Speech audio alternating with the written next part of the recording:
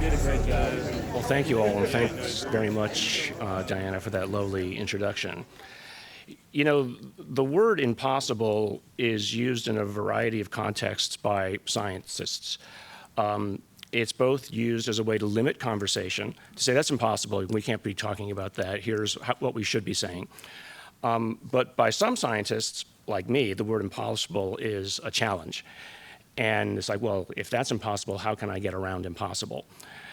So much of what I'm going to talk about today is really my response to my colleagues who tell me some of the things that I've been doing are impossible, or I shouldn't be doing them. It's impossible that you can have a career doing what you're doing. And so some of it's going to sound a little bit defensive at the beginning, but part of what I'm going to be going through is, okay, here is something that somebody says is impossible. Well, okay, how can I turn it around and make it possible? Now, I'm a tinkerer by nature. My job has been, or I felt my, at least, calling has been that if there's something I want to do, I'm going to figure out and reverse engineer the future of how it is that I can achieve it. And so all of the instruments that I've made, the retroviral vectors and things for gene therapy, and every CRISPR gene experiment you've ever heard done was done because I invented this gene therapy approach. It's because when you see the impossible being overcome, you realize it is a key to opening up many futures. So I'm going to go through a number of examples of things where the public or other scientists say something is impossible and show you how it is not, or at least give you an example of how it could be achieved. So, and part of it also is going to be some of the kinds of rhetoric which is thrown at people in this room, and how it is that we overcome that rhetoric, the kinds of jujitsu movements that we might use to basically throw their energy back at them. You can hear there's a little bit of anger and bitterness in here. Okay, so the first one that I love, and my foil here is Neil deGrasse Tyson, is our NHI here. And his usual answer is, well, if you didn't grab an ashtray from their living room and you didn't bring it back, then they're not here. Well, I would hope that they're smarter than using ashtrays or something like that. So are they here? Actually, that's the wrong question. The real question is, can they get here in the first place? If they can't get here, then there's no way you could even say or ask the question, are they here? So for any astronomer in the room, this will be overkill. But the local supercluster, right, of the universe, that's sort of the structure. That might look like something that you dropped on, your egg Benedict that you dropped on the floor, right? But that's actually thousands and millions of galaxies clustered together. So it's a pretty big place. This is our local supercluster, and we're a galaxy in that center there, the local group. Okay, there's our galaxy, still a pretty big place. And 100,000 or so light years across on our position in that galaxy. Now, can you get from any place somewhere to the other place on the other side of the galaxy?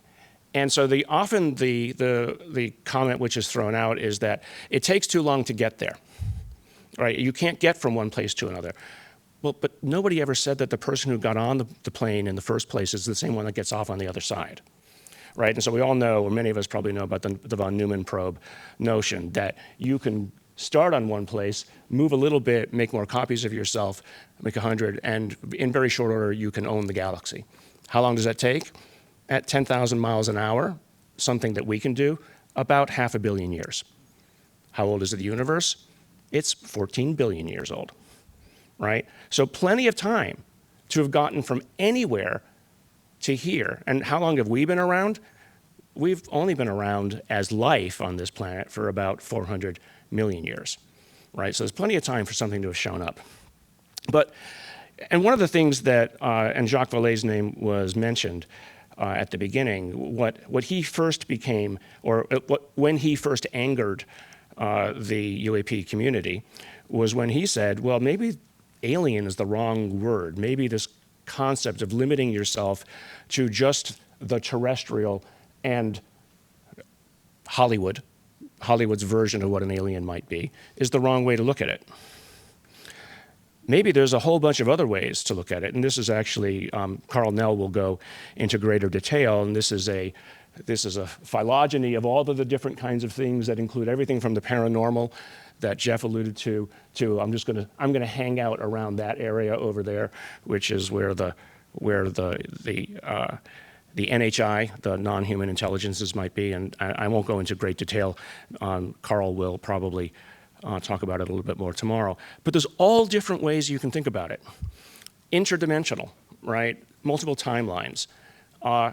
The ultra-terrestrial hypothesis that there's something might have arisen here. I mean, there's no reason why you couldn't have had an ascetic group of dinosaurs that didn't necessarily need technology to ascend in some manner 200 million years ago. I mean, that could be possible. Doesn't mean it is, but it's not impossible, is it? So, I mean, just think about multiple timelines or alternative universes. You could have an alternative universe which has a timeline that's different and distinct and not running parallel with ours. We're only 15 billion years along. Somebody else could already be 1 trillion years along, even though our universe is only 1 billion years, or 15 billion years old. And maybe they find a way to tunnel from their future, our future, their current time, back to us. So that's a way that you can have a incredibly advanced civilization could come back to us. It's not time travel, because time travel is impossible, isn't it? But that is a way that something could come and jump over, right? So that's another way that you can do it. And so there's this panoply of opportunities of things to explain what it is that we're seeing. And that was something that I raised at the Seoul meeting last time when we have, as Jeff was saying, all of these different possibilities of what it might be. And let's say that it is all controlled by one thing. So take a step back and think to yourself, what level of technology or civilizational opportunity or ability is required to explain everything that we're seeing, right? I mean, so that's the challenge here, is how is it that we explain all of these things as a scientist, at least, from a technological point of view? What kind of civilization must be to achieve all of these things? It's an open question, obviously. But again, just now focusing not on the paranormal per se, but UAP, they are a class of phenomenon. There's many examples of them, right? Of all different kinds of things, everything from the Foo Fighters to multiple things, even most recently, and admittedly by the government, these spheres showing up all over the planet and being unexplained. So you have all of these things. And so how do you explain this? And as you'll be hearing later this week, I think, or perhaps early next week from Skywatcher, an announcement of some classes of things that have been seen and beginning to categorize. And I'll touch upon it a little bit. That was where I was earlier this week with the Skywatcher group. So looming questions that I'll take some stabs at. So who is it? What is it? Is it some foreign adversary? I think, I consider that to be prosaic, and I don't even want to think about that because it's boring. Or exotic foreign adversary, right? And, meaning aliens. So what are they? How did they get here, right? When have they been here? How long have they been here? I mean, if they've been here 100,000 or 1 million or 10 million years, it kind of begs the question of whether we own the planet, right? Is it ours or is it somebody else's? Where do they come from? I've covered that. How do they move the way they do? I'll leave that to Kevin Newth. He has some great work on that. But the great thing is that about 20 or so years ago, the US government, at least publicly, started to take interest in the matter. You all know this. Harry Reid, and funded projects that frankly went on at the Skinwalker Ranch. And in many ways, all roads lead to the Skinwalker Ranch, interestingly, or at least the beginnings of much of this. And that led eventually to the UAP amendment, and thanks to Carl Nell, sitting right over there, who was one of the authors of that impossible document, and moving it forward. And then there's David Grush and, of course, Lou Elizondo and the pilots, Brian Graves and Fravor, et cetera, all who have testified. And remarkably, as we all know, and this is something that I try to get in front of as many of my colleagues as possible before their eyes glaze over, that just look at what has been put into the words, technology of unknown origin, non-human intelligence, et cetera, multiple times in language in a law. We all know this, so I'm not telling you much you don't know. But I'm less interested in who they are, as you'll see, than what they do. I'm interested in the reverse engineering because who they are is frankly a matter of religion to me. It's a matter of philosophical discussion because who and what they are, how they think, et cetera, that's a never-ending set of questions. But as a technologist, what they do and how they do it is the tangibility that I can have and hand to one of my colleagues to say, look at what they can do, and gosh, I wish we could do it as well. So the technologies of unknown origin are my interest area. So the common refrain is, there's no evidence, show me the evidence. Well, this is part of the rhetoric that I want to start to address, because we all know there's plenty of evidence. It all depends upon how you decide what your standards of evidence really are. Now, the standards of evidence for a scientist is different than the standards of evidence for a cop or somebody else, but there's quite a bit of alignment. But my polite response usually to these people is, well, what research have you done for yourself? Because when you say there's no evidence, it's like they're asking me to hand it all to them on a silver platter, and there's no way in 30 seconds, 5 minutes, or an hour I can take them through the list of evidence that's out there. Now, my other answer is, right? So, get your act together. But that question, what have you done for yourself? What do you know? Is usually what puts my colleagues back on their heels. Is that, have you looked at anything? I said, and then if I know what their particular interest level is, so if I were to tell you that about ERK kinases and to challenge you to say ERK kinases don't do anything, and you were to say, well, what have you read about it? And I said nothing, you'd laugh me out of the room. Right? I mean, so you use you try to put yourself in their place on what their standards are and how they would address something that you tell them is impossible, that they know they're an expert at, and throw it right back at them. And then the other one, if they push back too hard, is I tell them, well, you sound more like a priest than a doctor, and maybe you should give back your PhD because you've broken your oath. But it works. It works. There's plenty of evidence. I mean, even the government has come out and said there's lots of evidence and things that they can't explain. And this is the other thing that I tell friends, family, skeptics. There's tons of evidence. It's everywhere. But evidence is not proof, right? And this is one of the things, actually, that Jacques taught me, who I consider really, truly my main mentor in all of this, that it's the data, not the conclusion. And he pointed out, I should have known this, but it's like, it's so easy to disprove a conclusion. It's reptilians from Pleiades, and they're here to take our oranges and bananas, or whatever it is, or that they're here to take something from us. As opposed, because that's easily disprovable, because we all know they like apples, right? So it's verifiable data and methods, really, that the data must be contextualized by, right? Data is contextualized by a question and a hypothesis. And so if I can convince one of my colleagues that the data is real, then it's no longer up to me to answer the question. And this was what actually hooked me when I first got involved with this in a serious manner, when I got a knock at the door of my office, unannounced. Somebody who was representing the CIA and an aeronautics company came to my office and said, we need your help to deal with some medical issues with military and diplomatic personnel, because we asked around and they said, this guy Nolan at Stanford has developed the best blood analysis tool on the planet, and you need to go get the analysis done with him. And they wanted my help because they were doing a complete medical workup of these individuals. And blood was just one more thing that they wanted to get an analysis for.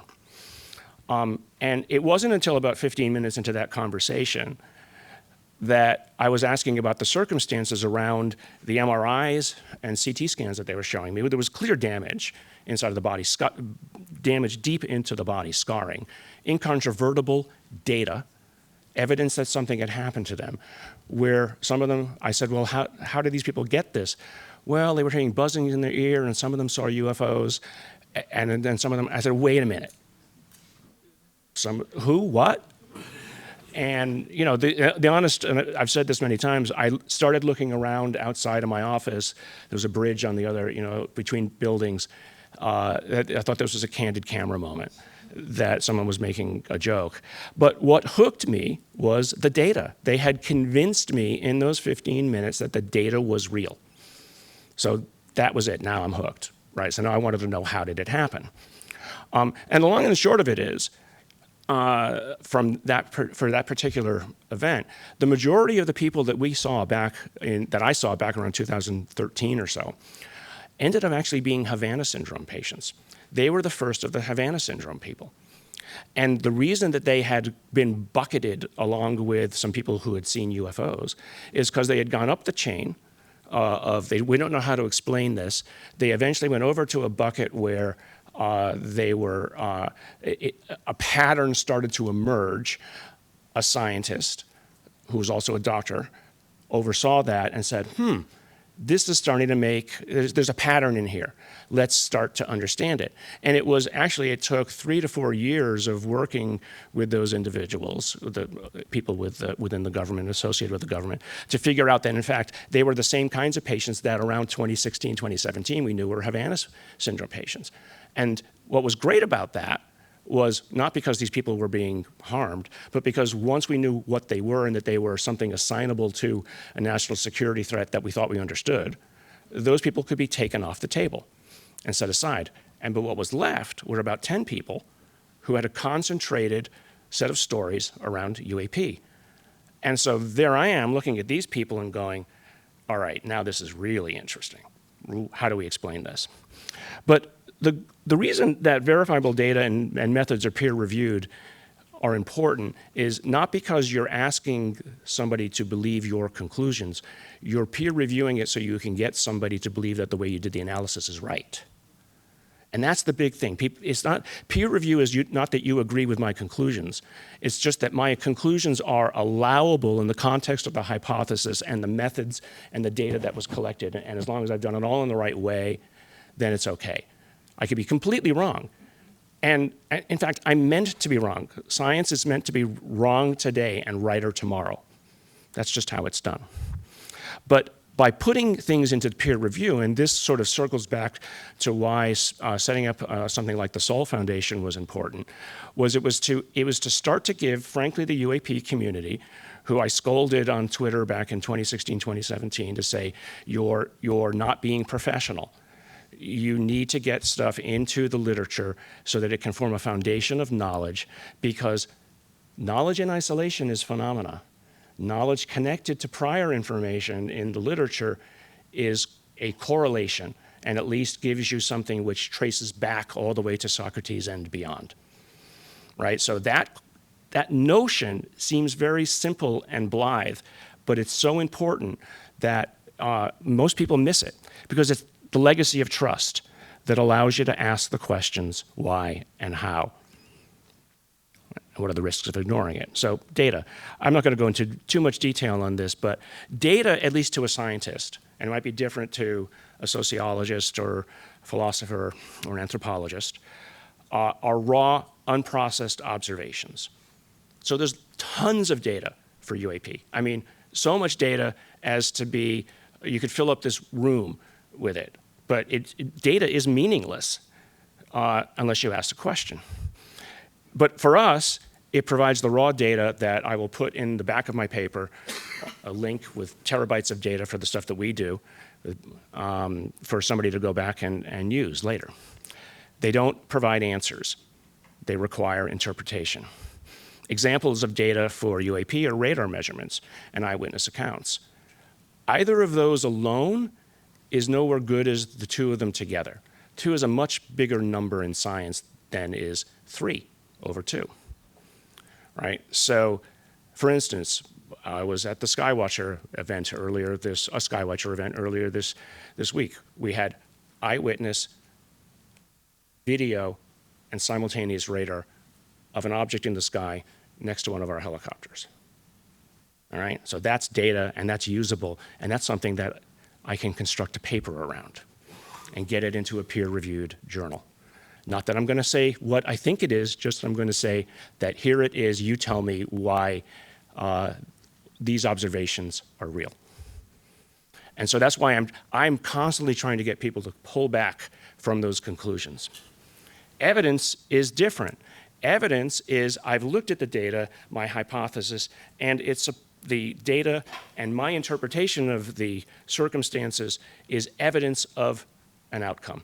That's just like a court of law, right? There's the data, and then and it is evidence. So when people say, is there evidence, it's everywhere. And so you need to learn this to say it to your friends. The evidence is everywhere. It's not my job to give it to you. It's not my job to even convince you. So, I won't belabor the point on that. But radar corroboration or multiple different kinds of radar corroboration, looking for sound, looking for emanations on these objects that we have, looking for how they vibrate in the video, which I was looking at just the other day with one of the things that we've been collecting. It's like, what is that thing doing? How is it vibrating? And then it's moving over there and it's vibrating over there constantly, right? So these are but it's, what does that tell you about what it is? Is it telling me that it's trying to signal me? Or is it something about how it's moving? Is it sneezing? I don't know. And I'm going to leave all the possibilities open. Now, this is the thing that I think maybe Peter Skafish will address partly in his talk about how is it that you use anecdotal information collected from multiple independent witnesses, right? I mean, how is that data? I mean, yes, it's data, certainly. Is it proof of something? Probably. But it's not what a scientist likes to call data. I like to be able to hand that person to another person and read their brain, right? Maybe the AIs will help us do that. And AI actually is reading people's brains these days, literally. It's being used to interpret your brain function, and it's literally printing pictures out for people. Proof is wholly different. There's very little proof in any of the work that I do. Because like I said, I'm wrong today and I'm righter tomorrow. We, in my field, caveat the heck out of the paper. It supports, it confirms, it corroborates rather than prove. Prove really only works in math, right? Where you can define the limits of your conversation and you can prove based on your assumptions and the limits of what you said was necessary for the proof. So proof is very rare in science. But what is it that the public wants? Right? What do they want? Will they only be satisfied when the UAPs land on the White House lawn, or if they shake their hands? And so that's the other thing that you need to ask people who are querying this matter. What would you support as an answer? If the president came out and said it, is it okay? If your priest came out and told you, is it okay? If your son or daughter, your kid saw something, is it okay? So, conclusions, again, I'm going to jump through this and away from this and start to get into some of the data. Okay, so let's say I had an alien material. What would it look like? So humans make microcircuits, right? So that's a close-up of a microprocessor. Humans make things still in very modular fashions. this is the transistor, there's the resistor, here's the wire that connects to this, and it's beautiful, it's gorgeous, we can make it even, it just passed the Turing test in the last few months.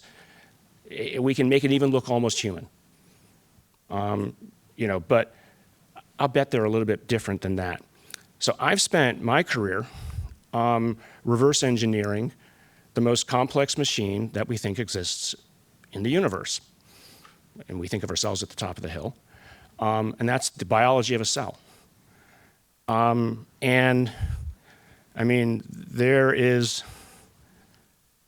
That's sort of a recreation of some stuff going on inside of your cells right now, right? What's fascinating about biology is that there is no modularity, such as we think of how integrated circuits work. Every one of those proteins, every atom in every one of those proteins is interacting and doing 1,000 other things. There is multi-purpose unity of function inside of cells. Now, my premise would be that an alien material will have that level of complexity and not our simple modularity. Now, there's no human who's going to be able to create something like that, and no human created what you see here. That was the result of evolution. So let's say that so what would an alien material look like? And how would you decompose and understand it?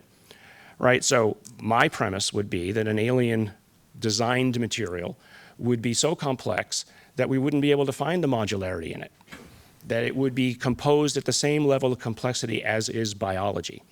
It probably wouldn't be moving a lot, but it would have a functionality that we just can't look at and understand just by looking at it. But the premise is that just as silicon revolutionized our civilization, and if this represents thousands of technology revolutions, then just scraping the surface of it would be sufficient to accelerate humanity once again. Or we're going to use AI to figure it out from base principles. I think that's probably going to end up happening before we get a hold of UAP materials. So, and this actually touches upon the paranormal as well. How do you construct a complex material like that? What kind of technology is required to accomplish it? So one answer, and I don't say that it is the answer, I'm just saying one answer might be that they literally construct it out of the quantum foam. They instantiate it out of nothing. What's the quantum foam, and where do they get the energy to do it? So Eric Davis will likely correct me and my numbers, sitting right over there. But quantum field theory at least says that in every cubic inch of space, there exists 10 to the 8th joules of energy. Okay, how much is 10 to the 8th joules of energy? 10 to the 8th joules of energy could power 4 times 10 to the 97th houses for a year, right? So that's a lot. You're literally swimming through a sea of fire. You're living in a sea of fire. That amount of energy, actually, 1 cubic inch of the energy, is enough to make and convert into 10 to the 91 pounds of matter. Okay? How much is 10 to the 91 pounds of matter? More than the combined mass of the entire universe. Okay? So imagine a technology that can reach into that field and just alter the balance a little bit and create matter out of nothing. So where do apports come from? Right? Where things appear. Right? I was talking to one of the guys at the Skywatcher where he said, this thing came down and it was morphing and changing into multiple different forms, and by the time it reached the ground, it looked like a humanoid, but on its way down, it was several other things. Jacques Vallée's concept, and something he said to me once, was they can seem to take a hold of a region of space and bend it to their will. To them, reality is negotiable. Reality is negotiable, right? So if you could alter, you could build anything just out of thought, right? So you want to make sure you do it without renting a hole in space-time and all that energy comes flowing out and we end the universe, right? But the zero-point field is a writhing mass of particle-antiparticle formation. That's a fact. That's not even a premise. So what if they can use that to instantiate matter? I don't know. But that's an answer. That's the beginning of a scientific approach to doing it that doesn't require me waving my hands too much. So how about some real data? So this was the Council Bluffs episode in Ohio, circa 1977, where a number of individuals saw an object over a lake side, and it was glowing and spinning in colors, and it had a triangular shape, and then something seemed to drop from it.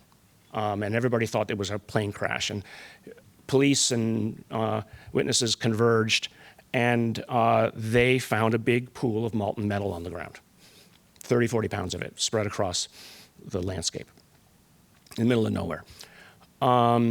So what was it? It was analyzed at the time, and I have big chunks of it. I have the police Polaroids of the originals of it. It has been explained away, for instance, as thermite. Well, it's not thermite, okay, because it didn't have any aluminum oxide in it, which would have been one of the necessary byproducts. So everybody running around saying it's thermite, rubbish. Give me back your PhD. So that's one of the things. It's so obvious. Just go check it for aluminum oxide. So I got a hold of some of the stuff, and there's one of the pictures of it on the ground. I got a hold of the stuff, did a peer-reviewed paper. I didn't find any technology, but I did find, though, that it was what we call an inhomogeneous mix of metals, meaning somebody didn't put it in a blender. They'd kind of had mixes of it, and they kind of let it kind of goo together, and then they dropped it on the ground. So, people joke about it. Oh, they were flushing their toilet, or what was it? No, but it tells you something. It's like you get this data and you say, are they using it for their propulsion? Is this something that they need to offload? But what's fascinating about the metal phenomenon is that it is seen all over the world. There are multiple examples, and I have 4 examples now of metals that were dropped from objects that, interestingly, none of them are like the other, but people have these things dropping. What is it? I don't know. It's an apport. So we published it, and Jacques was on it. And Jacques' mostly on the paper there because he actually was the one who got me the materials. And the point was not to do anything other than to show the community at large that you can publish a paper on this kind of stuff in a peer-reviewed journal, and you won't ruin your career. I don't think. I've had more fun in my career. So the next step is, this is kind of I showed you those pictures of the complex matter that I think an alien technology must involve the development of. Well, to understand that structure, I need to say that it is complex, I need to be able to see it in a way that couldn't be done before. So I'm involved with the development of an atomic imager that will do something unlike any other. And again, this is like I see a need for something, I come up with an idea to do it, I double check that it can be done, I check with experts that are more expert than I am in the thing. My naivete and ignorance is sufficient to actually get me to there. Because somebody else says, yeah, wow, that'll actually work, Gary. And so we're building it. And just the quick kind of background of how it operates, it literally decomposes. Oh, it didn't show. Why is it not doing that? It decomposes the material. It's such a pretty thing. I want to show it.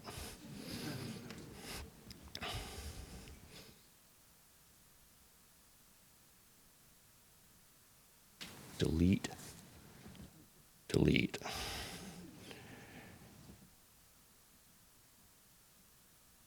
So you take the material and you literally pull it atom by atom apart, and you know where each atom came off of, and you pulse it so you get the mass. And so I've got a way of not only doing this, but also getting a better resolution of where it came from, as well as getting the local bond structure of which atoms were next to what. I mean, that's the proposed instrument. We're just in the middle of starting the actual build of it. Because I think that when we have that kind of information, I'll be able to point to anything that isn't made by humans and say, we can't do that. Because that's what you have to be able to do. You have to be able to say, we can't do that. So one of the materials that I have from Ubatuba, Brazil, is fascinating, using a precursor instrument of something called atomic probe tomography, where we can see the atomic positions.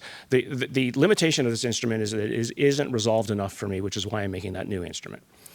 But that material is 99.999%. What's that? Oh, did I?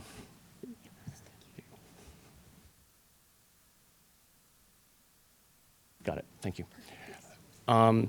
That material, which was found on a seen to fall off of an object by a fisherman in Ubatuba, Brazil, is 99.999% silicon, circa 1950s.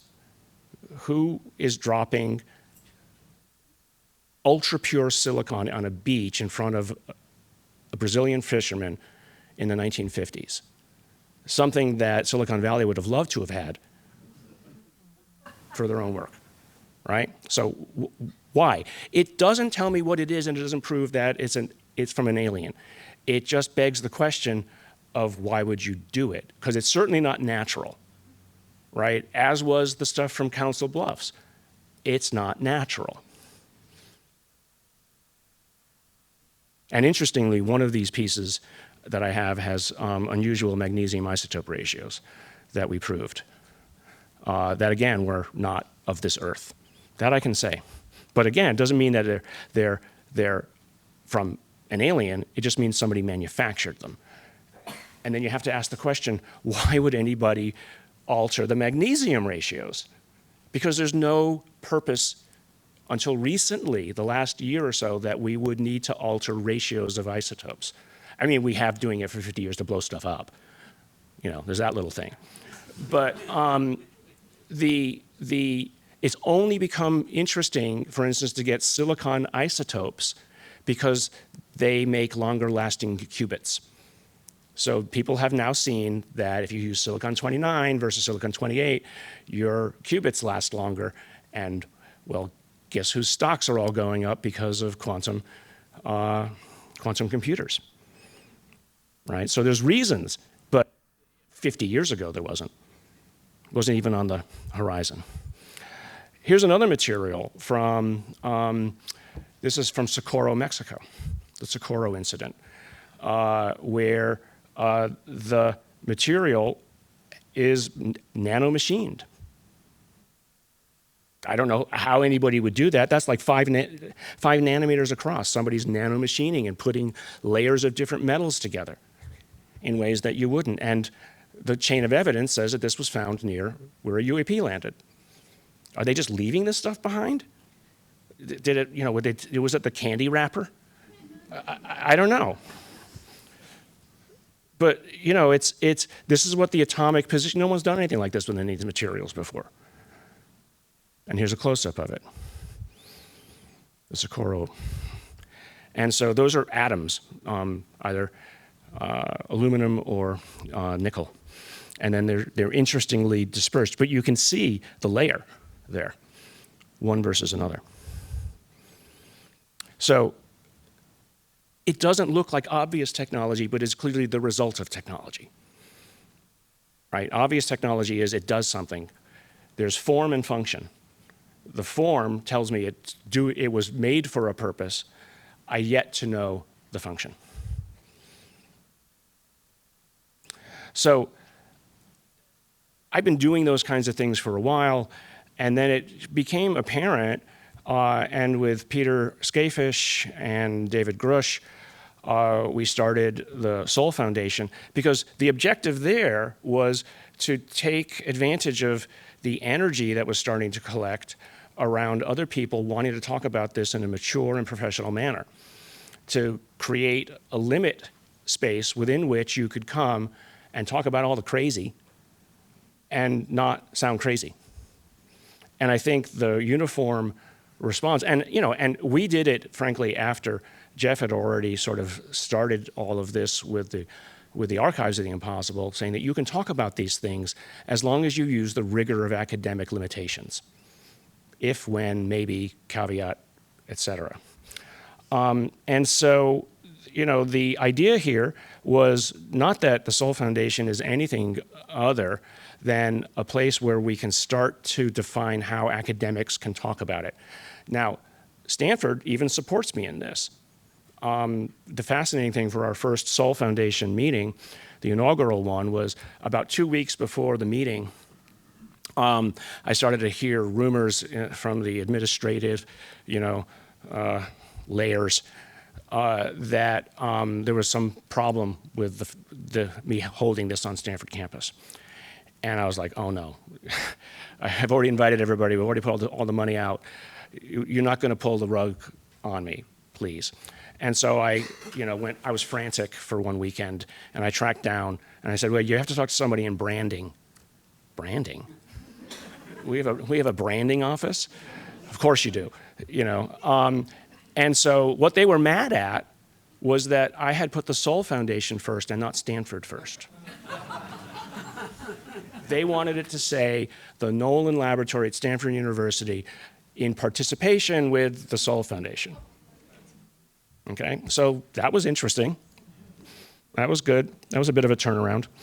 But uniformly what we got from both that conference and then the one we had successively last fall up in San Francisco and that was an increased participation, almost double, was people found their partners, their mental partners to talk to about things and how happy they were that they were not alone. It's an interesting turn of phrase, right? You're not alone. And this here is really thanks to Peter Skafish's focus, pulling all these papers together and writing peer-reviewed papers and getting things into the literature. And just getting things that are, everything from anomalous health threats to, I'm sure you'll hear some stuff from Tim Gallaudet, Beneath the Surface, USOs, satellites, the Catholic faith, anything that could be interesting, we're staking out the territory. Not so that we can own it, but that we can say it can be owned, right? And luckily, almost at the same time and behind us, there's a cottage industry of other organizations that are being set up in parallel that are taking they have their own takes on this, everything from medical to the experiencer work of Karen and others, et cetera. So, just a couple of ending thoughts, because I know that I'm actually even early. One of the things that somebody always says, well, if they're so advanced, why do they crash? Maybe that tells you something about their propulsion system and how unstable it is, right? Maybe it's not, maybe as advanced as it is, they're still teetering on that fire underneath the universe, and that only a little bit of instability, or maybe just a little atomic bomb nearby, brings them out of the sky, right? So maybe that's why there's claims that they can be brought down with human electromagnetic pulse. And there's claims from people in the claimed reverse engineering program that they bring them down with EMP pulses, right? So that tells you that they're not necessarily as resilient as an advanced technology might be, right? So that's fascinating. That also tells you from a defense point of view is that we're not as vulnerable perhaps as we thought we were. They could still drop a big rock on us. Maybe they didn't like what the dinosaurs were doing at the time and they said, okay, here's this rock we're gonna throw your way. So that's one thing. So I'd like to find somebody to write a paper about that, right? And this would be something great for Eric actually, since Eric does, warp theory. What could you do from the outside to the known limitations of what we think warp fields do to disrupt them, That'd be an interesting paper. Another one, the one that I like is, because where's Diane? It's actually 53 patents, Diane, not 40. So can you patent, this is just a thought thing, can you patent technology that you stole from an alien? I mean, the patent law says you can't patent something that somebody else already invented. Well, they're not a somebody else by human law. So it was actually one of the most successful Twitter threads I ever had, because then all these lawyers came in from totally outside and said, well, here's the way you can get around it. Which I thought was funny. It was good, but it engaged them because it was an interesting problem. It turns out that human law doesn't apply. But the reason why it's important is because maybe a lot of stuff that people did patent from reverse engineered stuff is invalid. So if you're Lockheed and you've patented something that somebody in the future says is not appropriate because you stole it, you basically were Jack and the Beanstalk, and you took the magic beans, and the giant's not too happy about it. I mean, the problem is that, and this is one of the things that I saw one of the lawyers say, who says, well, it's only important if they're going to sue. But the other one is, can you kill an ET and go to jail for it? What law is there that covers you? You get away scot-free. So these are the kinds of questions that you want to have posed up front before it ends up becoming a problem. And certainly it would be considered unethical, I think. Which is why I've publicly stated that if EMP devices are to be used, I don't want to be anywhere near it. I don't think that would be right.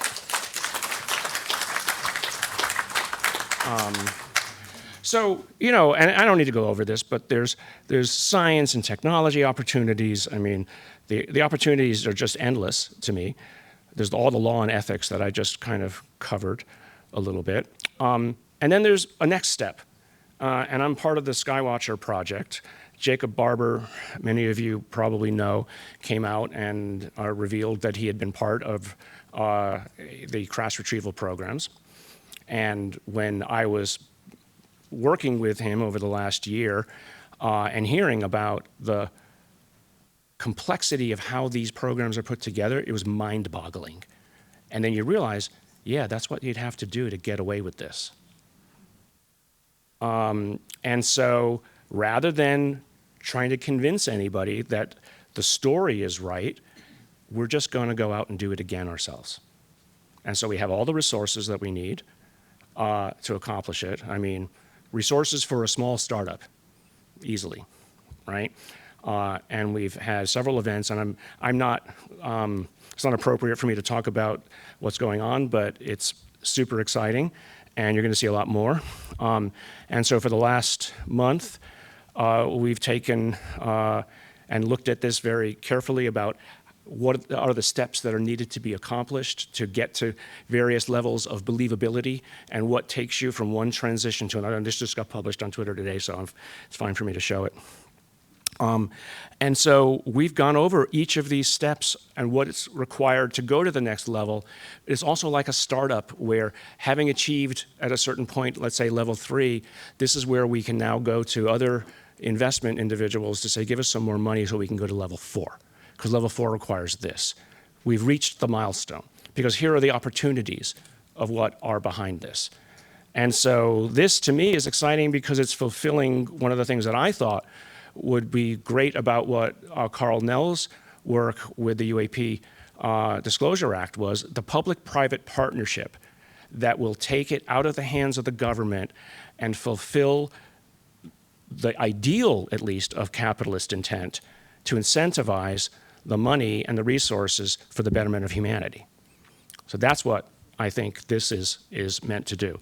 Now, of course, there's the G word, I call it, that's being used and thrown around all the time, the grift word. But the people who are behind this have so much money that there's no grifting going on. The grifters are the people claiming that there's grifting going on. Bitterness. And so there's multiple steps. So we're taking it public. You know, it's like, just do it. Don't wait for somebody else to do it for you, is really the message here. And that's it. So I think the objective here, what I was trying to do is to say that there are answers to the skeptics. There are answers to the rhetoric. You just have to listen to what it is and think about it and go, okay, well, here's how I do it. And then you ignore them, because that's the only way stuff gets done. Thank you very much.